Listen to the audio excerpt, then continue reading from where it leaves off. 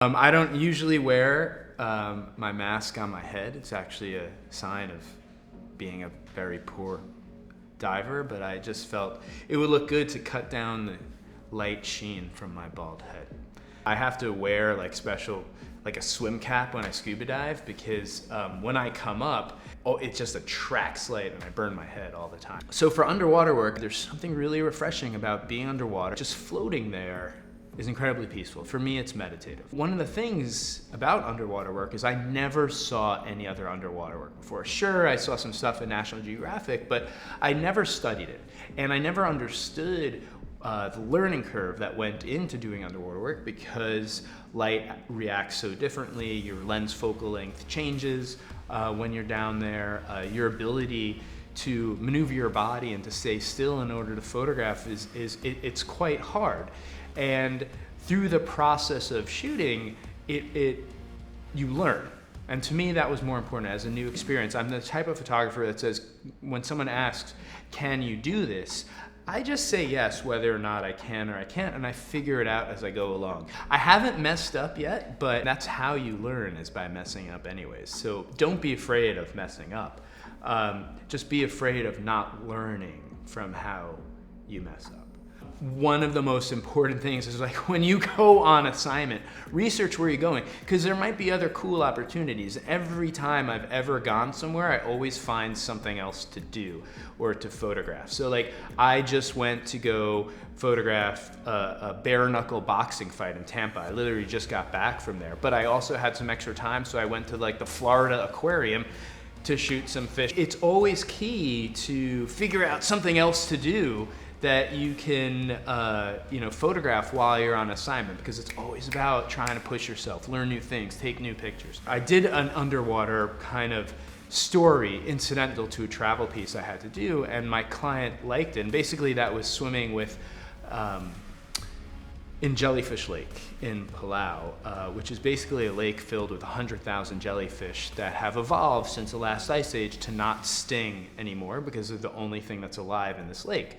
And you basically swim, and you're not allowed to scuba dive because if you go past 30 feet, you'll just die, because there's this layer of nitrogen and sulfur that if you absorb it for more than 5 minutes, your heart will basically stop. I found out in Palau you have this jellyfish lake, and I was like, okay, I'm gonna go free dive there. And I did spend a lot of time with kind of the different outfitters have all these kind of like traveling dive masters who will be in Palau for like 6 months, 2 years, and then move on someplace else. It's a really interesting community of like immigrant expat divers from all over the world that travel to different places to basically be dive masters at different expedition places. And I'd hang out with them, and they're like, you have to go to this jellyfish lake where you swim with all 100,000 jellyfish, but you have to go after all the Chinese tourists go there. So Palau is like a big tourist spot for Chinese families and Korean families because it's really close and cheap for them to fly there. Unfortunately, a lot of the Chinese vacationers are from mainland China, and a lot of them don't know how to swim and free dive specifically. So they're all wearing life jackets when they're in the water, and they're just looking down with the goggles at all the jellyfish. None of them were actually free diving. And the guys who work there was like, you gotta go down to the bottom just for a minute, because you can't spend too much time at the bottom because of all this poisonous environment in the water. But at the very bottom, if you could free dive down to 50 and 60 feet, are hundreds of GoPros. Because everyone at the surface, all the divers who are wearing the life jackets are constantly, like, they're not used to being in water, to being around jellyfish.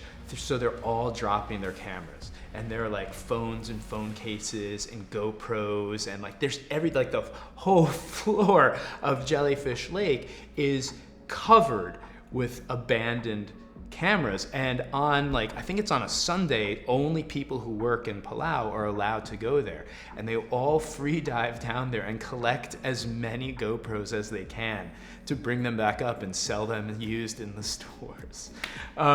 So that was actually a fun little something that happened when I was there. But for me, I was just really inspired to start doing all these adventures and swimming underwater. So when I ended up doing this, and the New York Times really liked it. They were like, what would you want to do if we said, you know, the sky's the limit?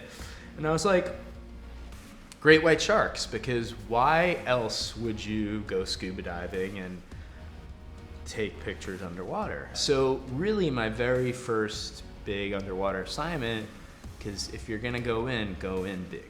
And I went to go photograph great white sharks in Mexico. It was about ecotourism.